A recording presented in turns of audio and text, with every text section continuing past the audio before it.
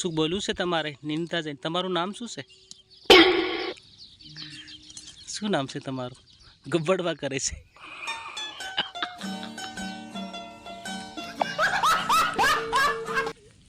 નામ પૂછ્યું એટલે ગબડી જતેલા. ડરાવના માણસો ડરી જાય ને, વિડીયો જોઈ કેમેરો જોઈને જ ડરી જાય. એટલે અમુક માણસોને ડર હોય. તમે ઘાસ તો જોયું હશે, પણ ઉપાડવાનું ઘાસ કેવી રીતે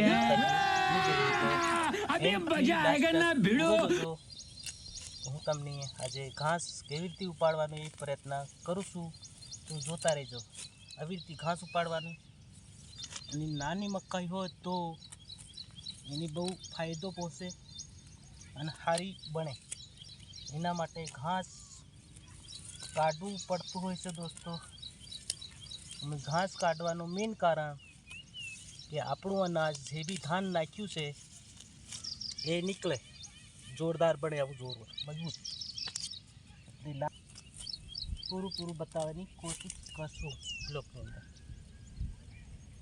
બરાબર. આજે કેમેરામેન બધા નવા છે.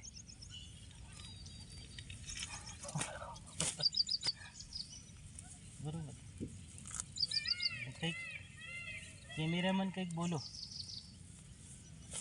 કંઈક બોલી બતાવો. નહીં આવડે એમ કે દોસ્તો. કેમેરા આવડો હું બી આવડો નીંદી રહ્યો, બરોબર. કઈ ધરી દેખાઈ જશે. આવી રીતે ઘાસ કાઢવાનું. હવે તમને હું પૂરેપૂરું આવી રીતે કાઢવાનું દોસ્તો. હા, तुम्हारी काबिलियत पर शक करें तब खुद को साबित करने की ખકેરી નાખવાનું. ખકેરી નાખીએ એટલે બીજી વખત ના થાય. આપણી બરોબર મકાઈ થઈ જશે દોસ્તો. એના પછી ઘાસ નહીં જોર કરી શકે અને આપણે કાઢી લઈને લહાર તો નિંદામણ ઓછું પડી જાય. આવી રીતે ભેગું કરવાનું. जीवन में जो कुछ होता है, मानव को जो सुख दुख मिलता है, उसके पीछे विधि की कोई योजना होती है. मानव अल्पज्ञ है, वो भविष्य को नहीं जानता. अब तनिक पीछे की ओर दृष्टि डालकर देखो तो विधि की योजना का पता चलता है. तो जो कुछ होता है भले के लिए ही होता है, ऐसा मानकर सुख दुख को भोगना चाहिए. विधाता दुख शिक्षा के लिए देता है और सुख मानवता की परीक्षा के लिए.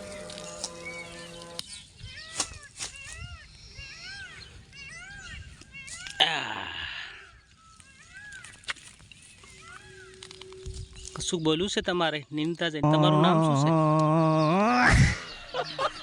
શું નામ છે તમારું? ગબ્બડવા કરે છે.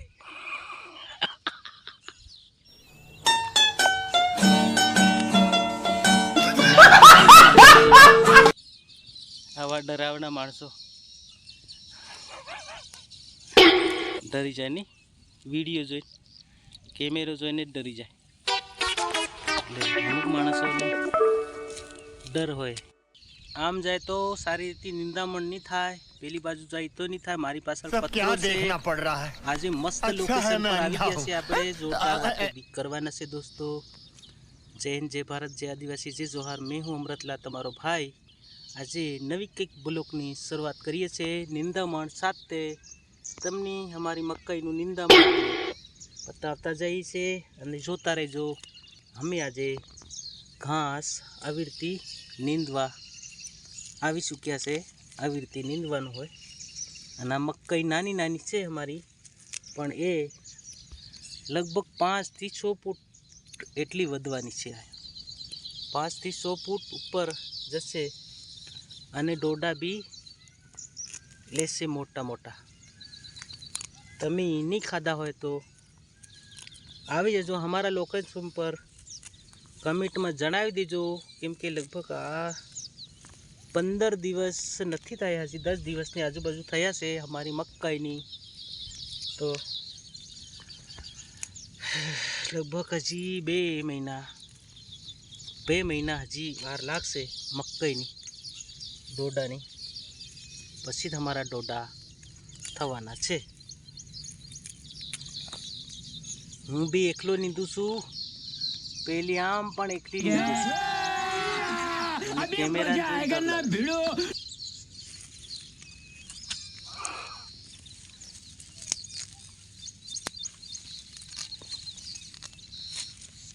એટલે આવી રીતે મહેનત કર્યા વગર આપણને મકાઈનો બાજરાનો કસોનો રોટલો નિંદામણ કરીએ. ખેતીનું કામ કરતાં બધું જ કામ કરીએ તો જ આપણને કશું જોવા મળે દોસ્તો.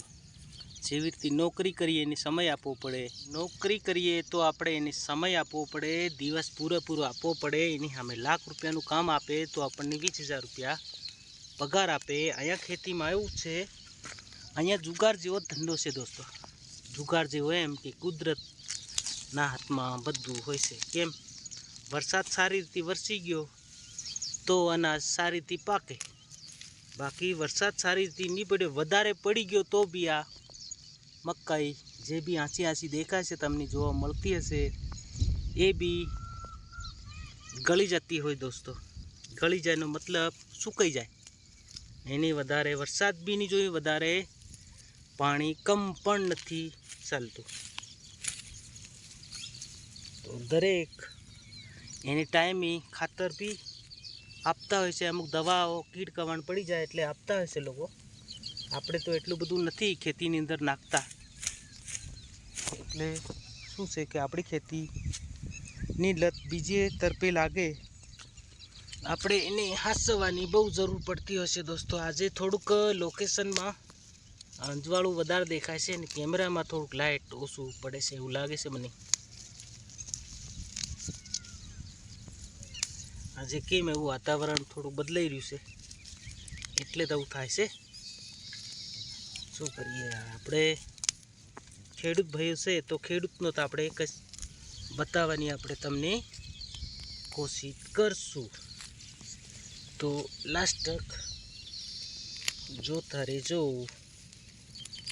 મેં બી ખડ ઉપાડતો જઈને જ તમારો બ્લોગ બનાવશું. અમે આવી રીતે ઘાસ તો આંસુ છે, પણ આ બહુ ભલી આંસુ છે, પણ કહેવાનો મતલબ એ બહુ ભારી ગણાય. કેમ લે ભારી ગણાય ને ખોડ તે ખોડ एक कोशिश और હા જાડું છે એમ કેવું છે, એટલે અમે નિંદામણ કરી રહ્યા છે. નિંદ્યા વગર મકાઈ નથી નીકળવાની એમ કેવું છે. તમને પાછળનો વ્યૂ બતાવી દઉં. આ છે ને એ ઘાસ વધારે પડતું લાગે છે, મકાઈ આમાં આસી દેખાય છે.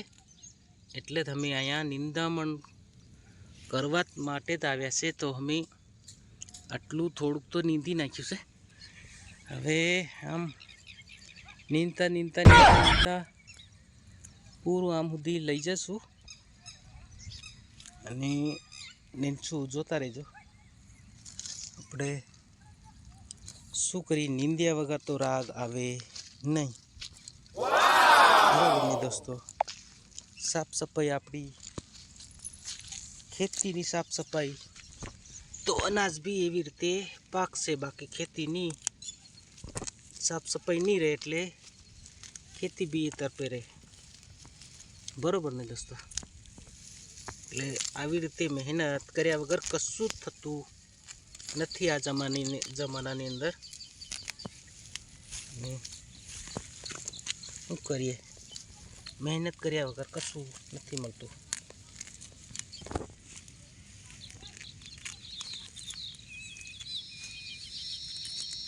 આવી રીતે વાંકાને વાંકા રહે એટલે કમરો બી દુખી જાય દોસ્તો.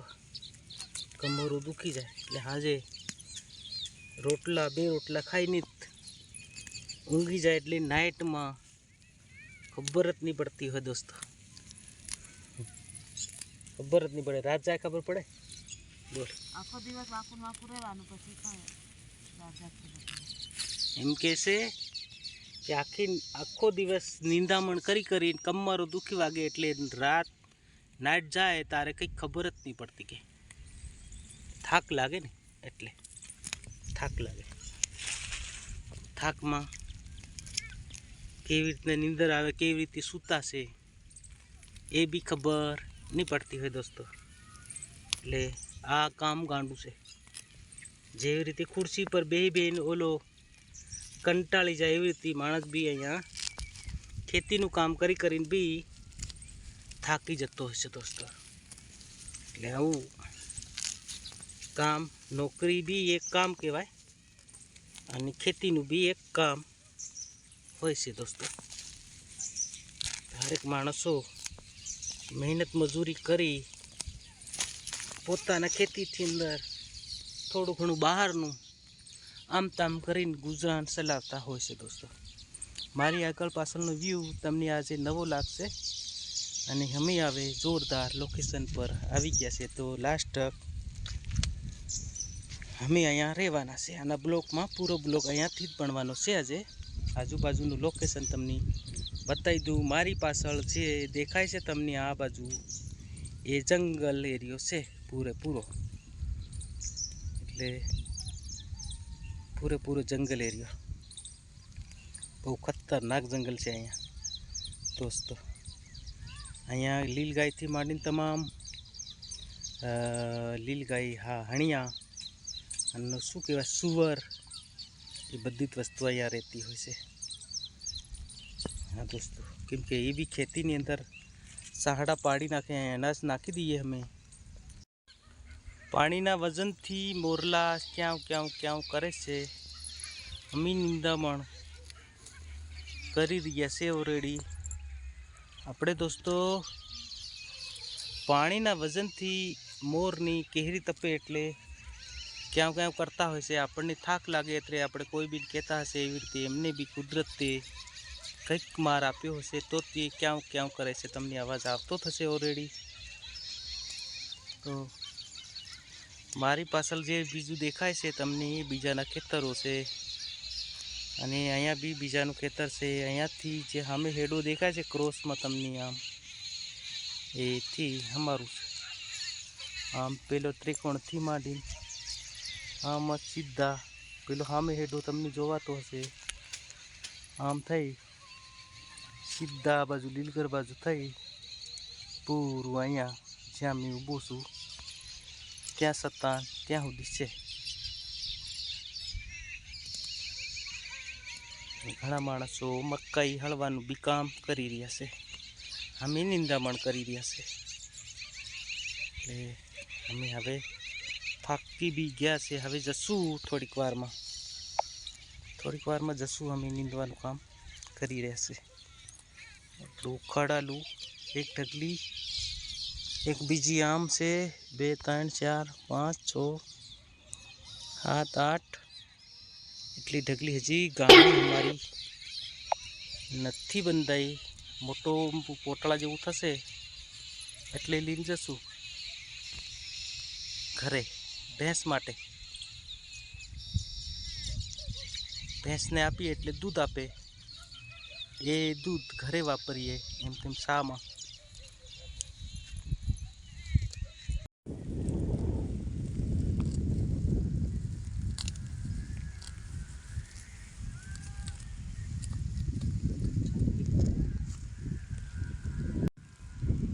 અમે ઘાસ ઉખેડીને થાકી ગયા છે આવી રીતે ઘાસ. તો હવે અમે થાકી ગયા, હવે ઘરે જશું. ખેતરનો બ્લોક ખેતરમાં સમાપ્તિ કરશું આપણે. તો હવે અમે અમારી વાણીની વિરામ આપીએ છીએ. જય હિન્દ, જય ભારત, જય આદિવાસી, જય જોહાર. આવતા બ્લોકમાં કંઈક નવું કન્ટેન્ટ લઈને આવું નવું કંઈક નવું જોવા માટે. તો લાઈક શેર